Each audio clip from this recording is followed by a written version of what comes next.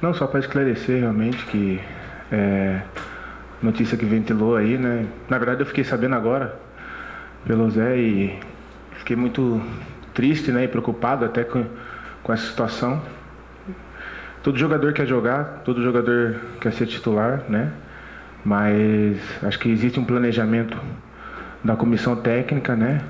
Por estar optando pela força do grupo, até em questão do desgaste físico, né? Que foi muito excessivo nesse começo de temporada, até por duas longas viagens.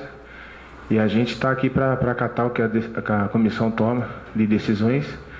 E no momento foi tomada essa decisão até para estar preservando e não ter nenhuma lesão na frente.